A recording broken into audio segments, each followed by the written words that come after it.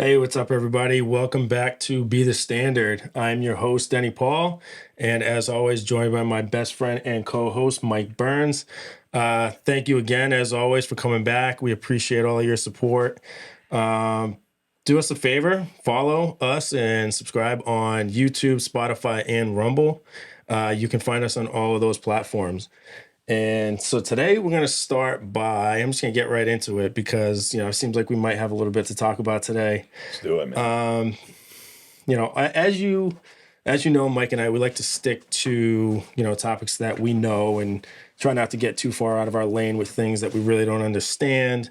But I was thinking today and, actually over the weekend, I was actually away down in Georgia, down at the Masters for the Monday practice round. So I was away Saturday through Monday, and I had an interaction which I'll get to, but it kind of got me thinking about this gray area that I'd like to discuss. Where I'm probably not an expert, but it's something that I think that we both could very easily have an opinion on, or at least some thoughts about. And for me, it's a topic of, I guess I'd frame it as the people who say, when it comes to working out, I don't have time. Oh, That excuse that we hear a lot of, and it doesn't just come from, I when I think about that, I put it in the context of like when parents tell me, I don't have time because I have my family obligations, my children have this, my wife has this, I have my work, and so they really have a hard time of finding that balance, right? sure. So I kind of wanted to touch upon that because, maybe it's controversial. Maybe like I said, it's a gray area, but I mean, it just seems like a BS excuse to me. Right. The I don't have time excuse. I've grown tired of it, and I'm almost to the point where I'm tired of hearing it. All right. And so I kind of wanted to bring it up just because, just a vent. I think All if right. nothing else, like This is your platform, man. yeah, man. Vent. It's just. But I want to know your thoughts on that because I know, you have a huge fitness background, own a gym, and I want to know your thoughts on that because you must hear that excuse 100 times more than I hear it, and I hear it a lot. So I'm curious to know what you think about it. Yeah, I mean, I guess when you're trying to get people into the gym, you might hear that like, I don't have time. What are your times and all this? And I guess because mine is more scheduled classes, right? But my gym does open. My first class is 5 a.m. So unless your day gets going at 5 a.m., which it might for some people, I get it. But you can always carve out time, and you should prioritize time for yourself. But I'm curious. I'm gonna kind of let you lead the way on this. I want to see where this goes. And yeah, I mean, excuses. We can all make excuses, of course, and there's always a way. Like you can always find a way to get it in. Of course, I am not a like put the excuses you're using. Like I might have 10 kids or 8 kids or whatever. Like I don't have any of those things. So coming from a guy like me, it might fall on deaf ears. So we'll see. Yeah, and that's exactly why I painted this as gray, right? Like a Right. gray area because I don't have the 3 kids and Right. these obligations that other people do have. Right. But just in doing some very basic, simple math, right? There's 24 hours in a day, 168 hours in a week. And I just have a hard time believing that it's impossible for you to be like, yes, I do have 3 to 5 hours in an entire week to carve out to work on my fitness, to better my health, to keep my heart strong. You know what I mean? So it's to me, it's just more of a, I haven't prioritized it, then I don't have time because people find time for the things that they want and the things that they matter to them, the things they prioritize, the things they love. So that's just an excuse that I'm just frankly just over. Well, so I think you nailed it with the priority, right? Like, so obviously your family's priority. There's certain non-negotiables you cannot get around, right? If you have kids, like all these things come first, but you do got to prioritize yourself. And I always look to the early morning, right? For most people, you control that time for the most part, and that's where you can win. And that's the only time you have to yourself is and going to be early in the morning. So, yeah, so that's typically what I see. I know a lot of people have very, very busy lives, but they do find that priority in themselves and give themselves that time in the morning. Yeah. And, again, just as the point I want to make, and it's something that, maybe I'm off, but I really don't think so. But I look at it like this. I look at it like when you're blaming, when you're talking about, I have, my son has baseball, my daughter has dance, my wife has this, I have this work obligation. I almost feel like not only are you making excuses on behalf of those things, but you're placing blame in that direction. So I was thinking about it in just in the different context of, when you're on your deathbed and, you're in the hospital at a young age, 58, 60, 62, your heart's not well, you have diabetes, your liver is failing because you found time to drink and all that over those years, right? Are you going to look at your family and blame them and say, I couldn't keep up with my health and my fitness because I had to bring you to baseball practice, because I had to bring you to dance practice? So I feel like you're placing blame now, but if you look at it 20, 30 years from now, are you still going to be placing that blame? I mean, I hope not. I hope people don't do that. Have you heard people say that? No, I'm saying Yeah. that individual, like, of course, nobody's going to do that, in my Got it. opinion, Okay. but I feel like they're doing that now. And if you're not going to do it later on and think about it that way, I just feel like you shouldn't be doing it now. Because I feel like when you use all those excuses, I mean, yes, okay, it's an excuse, but you're also blaming those things Right. for neglecting this other thing. Yeah. Does that make sense? I mean, yeah, I guess so. I mean, your excuses may be valid, but you can always find time. I mean, Right. like I said, I keep going back to it. I feel like I sound like a broken record at this point, but you can give me all the excuses of the world. Give me your schedule. I'm gonna find some time in that schedule if you care enough to carve out some time for yourself. Right. Right. And again, it's just priorities. It's just there's so much time in a day, if relatively speaking. You don't need 9 hours of sleep. You don't need to watch TV every day. People find time to do these other things, Mm-hmm. unwind. We all need downtime. So I'm Of not course, yeah, saying you should never do that, but you don't need 3 hours a day of downtime. Like you can take a half hour and go do a workout. yeah, And again, it's not even just the context of only working out. It's really anything. Finding time for the things that are important. You'll do it. You'll always do it. yeah. And it's just easy. It's I just hate hearing about it because I only hear about it that this conversation only happens in the context of working out. I hear that excuse all the time, the family thing. I can't do it because of the family. I can't do it because of the family. Right. And if you're one of those people that you just don't work out, you just don't work out. If you look me in the face and you say, you know what, Danny, working out's not my thing. I hate it. I'm not going to do it. I'm going to be like, great. I don't blame you. But if it's not for you, it's not for you. I don't condone that. I think everybody should put a certain Yeah. level of fitness and movement into their body because I'm a firm believer in if you don't use it, you lose it, right? If you don't keep your muscles fresh and, keep blood pumping through them, then you lose that strength and you lose that oxygen throughout the muscles. And, I think you age quicker when you're not using your body. Yeah. Well, we're designed that way, right? So we live in a time now where it's so easy to everything's been brought to us, right? You can have, especially if you said at a desk job, right? I mean, you can literally order your food, everything. Like you look at the steps in a day. If you look at that stuff, and you're like, man, I don't have to do that much. So you actually have to prioritize your fitness. You have to do it in some capacity because, because like you said, like after over time, it's gonna matter. You Yeah. know, even if you just went for a walk for 30 minutes every single day, Yep. that's proven to have tremendous health benefits and and really stand you out from everyone else. Yeah, and I don't expect everybody to get into CrossFit. Like I wanted to course. take away that opportunity from you today. And I'm not going to do I it was today. bringing up I'm going to stay. CrossFit I'm going to stay today, away from it. so you couldn't. I was Yeah. bringing up CrossFit today. I don't even do it. But no, I don't expect everybody to get into this intense level of either Right. CrossFit or heavy lifting weights or being a marathon runner. It's just important that you keep your body moving and you focus on just some level of fitness. I've seen people in the gym that, and I know I've talked to them.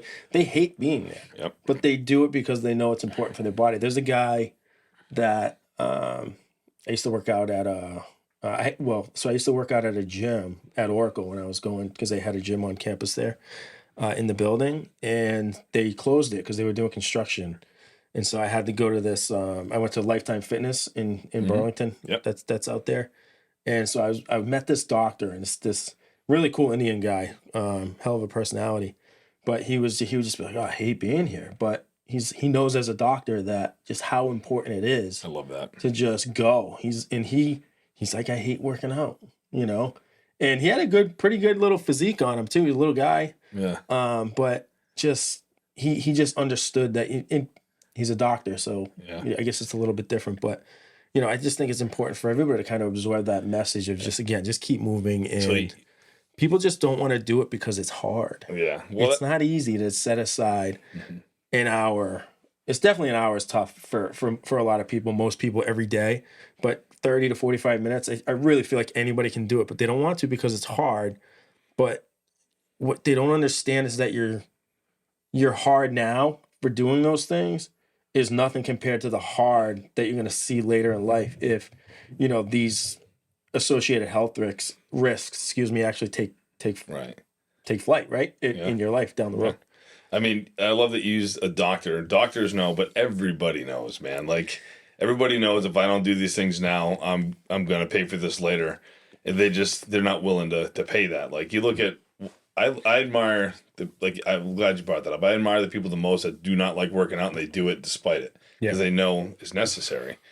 Right? Like you look at Tom Bilyeu, right? He's one of the more higher profile guys. He'll tell you, I hate working out, but he does it every day because he knows he needs this in his life. Like it's just gonna help. It's gonna help you mentally, cognitively, physically, metabolically. Like all the benefits are there. Like I mean, whatever you're striving for in life, fitness is gonna help you. So there's no getting away from that. Like if you don't if you don't have a physical job and don't have a physical life in general, you need to find time to carve out for your physical well-being for all those things I just mentioned. Because you need them.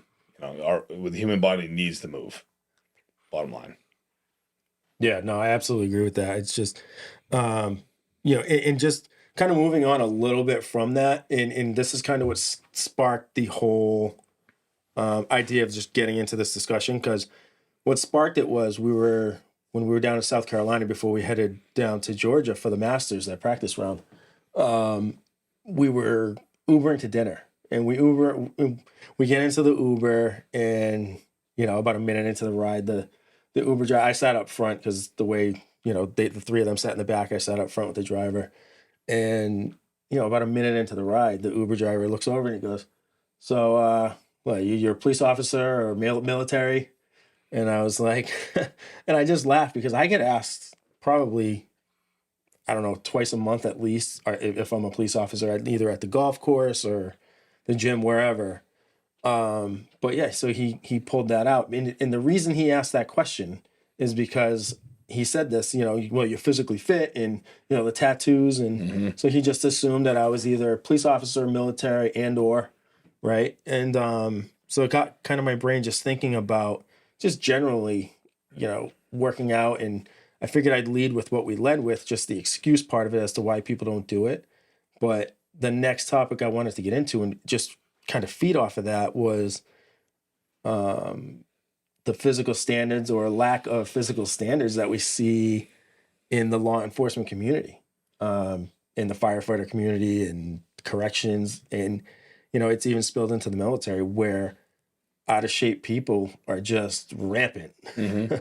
And so, as a firefighter and as somebody who's in the military still, I'd love you to just kind of take off with that and kind of get your thoughts. Yeah, so I'll stick with what I know. Like we try to do that, right? So I'm not going to talk about the police force because I'm not in it. So I'll talk about the firefighters. Like obviously, people always look at us like, oh man, they just sit around all day, and that's not true. So you guys know, but we do train. We do a lot of calls, but when we do work, it's very high intensity work. Again, I'm going to stay away from CrossFit. Don't worry about that. But it's very hard work, and a lot of firefighters. It's unbelievable how many have heart attacks because they go from 0 to 100 like that, and they're not, and their heart's not ready. They're not in the physical shape for that, and and even just getting woken up throughout the night. Like you're literally, imagine sleeping in your bed, and obviously you can never sleep like this in the fire department because you would have a heart attack, and then tones go off. You got to get up, get down on the truck. You got to drive the truck, and then your heart's racing. You know, I would love to know what it is actually when you go from rest to probably like 100 and something beats per minute out of nowhere, and that takes a toll on your life throughout the years, and that's why firefighters need to be fit. And unfortunately, some do not uphold that standard or even hold that standard for themselves. And it shows later on in life, especially when they go to retire. Some don't make it to retirement, and some don't make it past soon past retirement. Obviously, you have cancers and stuff like that, but most of it's cardiovascular related. It's heart attacks. It's like, and that's how they're going out. So, yeah, unfortunately, I can talk about my department in general. I think they're getting better there, but there definitely needs to be that emphasis on fitness in the fire department, the military. The military is the military. Like that, our physical fitness test is harder. It's harder than it used to be. Right? It tests way more. I think it definitely tests a wider range of things. But we're just not there yet. So I'm hoping to see throughout time, how that plays out in the long run. Yeah, I mean, I haven't taken the newest physical fitness test because it changed so much You would after love I it. get out. So it's good. I think I would have like I've watched it. I've watched the videos of it, and it looks like it would just be fun, like fun in the competitive sense, right? Like competing. Excuse me, with like the guys you're with, like that. I think that part of it would have been a lot of fun, and I really would have thrived on that part of it. But you said you didn't really want to speak about law enforcement or whatever because you're not in it. But at the end of the day, it's a public service. It's a position that requires a certain level of fitness. And in my opinion, and you know this, I have a ton of friends who are cops. So do I. And yeah, you obviously, yeah. And like, I just think it's just disgraceful, frankly. Like, if I'm being honest, I think it's disgraceful if you're in law enforcement, fire, corrections, military, and you're grossly out of shape. It's I think it's pathetic, and I don't think there's any excuse for it.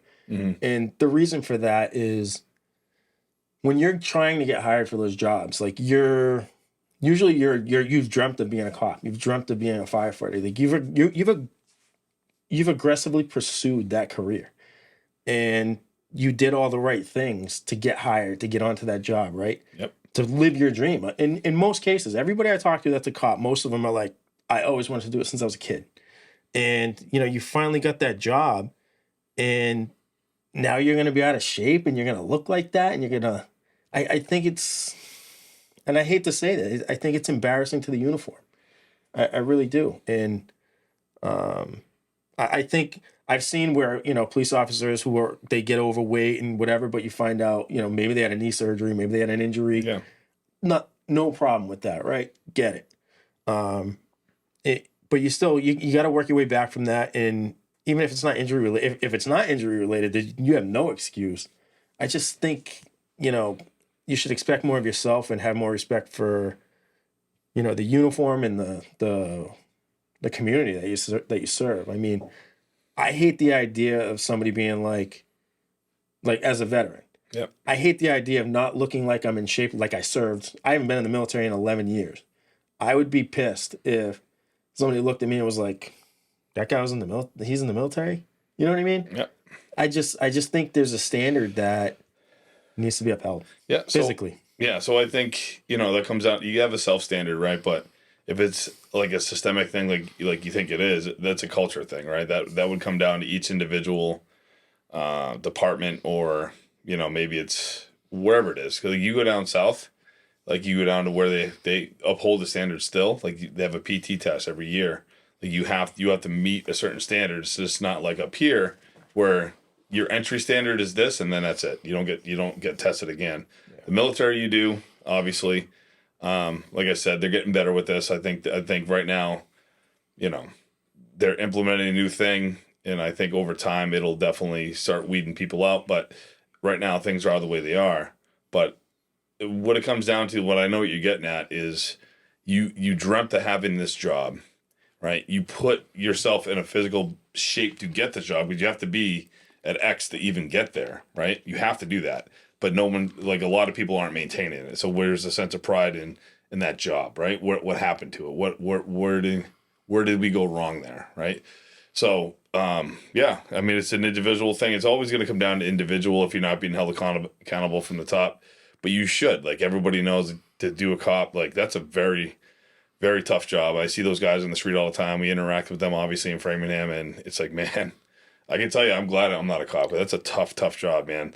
And the people they got to deal with all the time. But firefighters, like, we go from 0 to 100. Like, that is a tough job as well. You ever work a fire, it's like, it is tough work.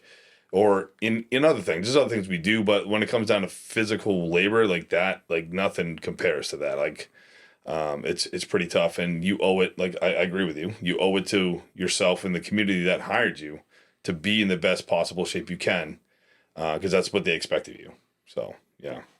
Yeah, absolutely. And I remember just being in the military, and I didn't always think this way, even in my early days as a soldier, right? But I remember there was one day, you know, I never failed a PT test or anything like that, but there was one time where our friend Jeff, you know who he is, a bunch of guys, not a bunch, but a few guys failed the PT test. And I could hear him like sitting over there just talking to the guys, and he was just like,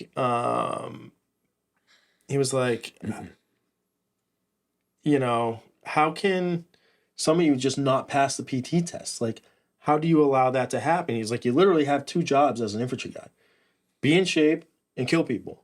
He's like, those, and that's extreme, right? Obviously. But I remember when he said it to people, he said it kind of with a half smile and smirking, and I just started laughing because just the way he said it. But, you know, and then he went on to say something like, you know, if you're not in shape, you're a liability. And the last thing you want to be in a profession like that, in the wrong situation, is a liability, right? And you know this about me, and a lot of people who my friends who are cops know this about me. You know, I wanted to be a police officer at one time. Yep.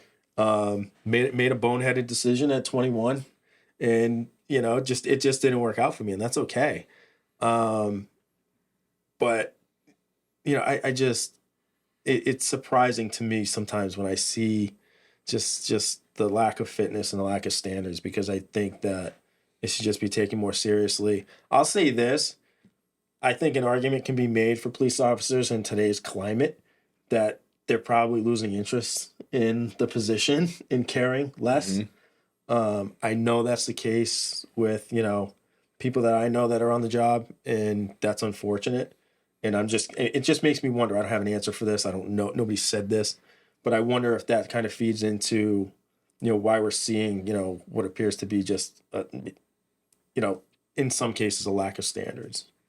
Well, you nailed it right there with the lack of standard. And I want to go back to what you brought up that applies like literally overseas, where people think that adrenaline. I think I think people watch too many movies and they think adrenaline gets you through these situations, and adrenaline is very, very temporary. It gets you through a very small part. And obviously we had that, you know, that firefight we had out in I think it was Wagez, right? And I watched grown men, the Polish people we were with, the rounds were still flying. They were completely smoked, and they're walking. Like rounds are still flying. The rounds coming in. They couldn't do it. And then the people I was with, same thing. We had to sprint across this open area, and they were smoked. They couldn't keep going. And I was just like, wow. And it made me realize that's what we set that course up. I don't know if you remember that. Of course you remember that. That was fun. But we set this course up right after that. I realized, like, we can't have everybody can't be a dismount, right? We have gunners, you have drivers, you have all these things that these guys can do, but you have to be physically fit or you're a liability, right? And so we ran them through the stress course. Of course, I had you guys run me through first because, you know, of course I went through with you because I was an instructor with you after. That's right. Yeah, always. Yeah. We got run through first, and then we went through. And obviously some of those pictures and videos still live to this day, which is funny. But, you know, taken out of context, I think we're just messing with people. But we put them through a high stress course to see if they were mentally and physically able to do the task of being a dismount, right? Because the last thing you want to do is have that come, right? The time comes and you need that person to be there. And when you're out there, that's it. Like, if that person is not able to physically go through whatever it is, you know, it could be the simplest thing to the hardest thing. And I think when you translate that back to the fire service, back to the police, you don't know what your next call is going to be. You have to be prepared for anything. And I think once someone gets in a position where that happens, that's when they wake up, you know? So my call for that would be just like it was for us in the military. Like when that day happened, I saw that people I thought were going to be able to keep going, they just couldn't do it. And it was a wake up call for me. Like, we got to make sure everyone's at the standard. So there has to be a standard. Like, obviously we're called be the standard, but there has to be a standard for these jobs. And the communities that hire you, the military that hires you, you're being hired, right? They expect a certain level of standard, and you want to always be above that, because you don't just want to make the standard, we're at the standard, because that might change depending on where you're at. You want to be above there so you can always meet and exceed whatever the job entails. Yeah. So, yeah. And I'm glad you brought up the adrenaline thing, because I was going to talk about it as well. People think that will carry you through a tough situation, and not at all. It, like you said, it carries you through the initial phase of fight or flight. Yep. Whether when it's time to make that decision, it carries you through that in those first few minutes. But same thing, I can remember during different engagement, not with the Polish, in same Wages village. Wages was always Wages. Jumping over a wall and sprinting to another wall, jumping over that wall, sprinting, and meeting up with senior chief. And I was smoked when I got there. I had all my shit on. I was wrecked. And he just looked at me and was like, kind of like threw a little shade my way. I forgot what he said, but like just to fuck with me.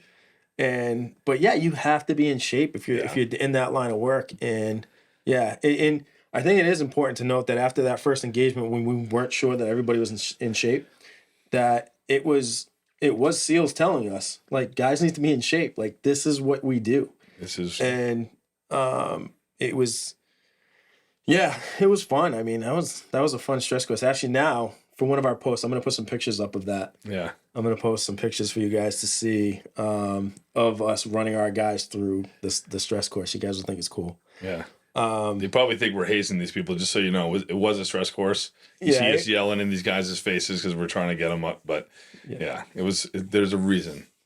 Yeah, we weren't just being mean to them. I mean, who cares? But no, I think that was a good topic. I think we touched on some pretty cool stuff right there with fitness and excuses. And look, we're not trying to tell you guys that you need to be hardos. Like, we've referenced, David Goggins a few times on here, or Jocko Willink, or whoever. We're not trying to say, that you need to be like that. We're just trying to say, if you're a regular person, just it really is just beneficial to you to try to get, even if it's walking, right? Keep the body moving, keep the blood flowing. If you don't use it, you lose it. So I think that's our message there. And then just to law enforcement officers, I mean, you have a standard. People are really looking up to you. I'm one of them. I mean, I go to, I don't know how many charity events and donate to how many things for police and fire every year. I really love you guys. I respect you guys. And I just think you guys are the best we have to offer. And I want to see you guys in shape and out there doing your best work. So just want to end with that and let you guys know that we really do appreciate you. As always, thanks for tuning in to listen to Mike and myself talk about, again, what we know, and try to stay away from what we don't. Be sure to follow us and like us on Rumble, Spotify, and YouTube. And then as well, check out our Instagram pages at Be The Standard Podcast for the business. Denny_Paul12 is my personal. And then Mike Burns 1 is his personal. And don't forget Claris Multimedia as well. One of my good buddies. He was my best friend growing up, Jeff Bolte. He is our executive producer. Just want to say thank you to him for everything he does. If you saw all the wires and cameras and all the shit around here, you'd know that it takes a very smart individual to make this happen. And Unbelievable. It's not us. So thanks to Jeff. Thanks to Claris for that. And appreciate you guys as always. Please engage with us. Give us some pushback. Let us know what you like, what you don't like, and let us know what you want to hear from us and talk about. So thanks as always, and we'll see you next time. Appreciate it.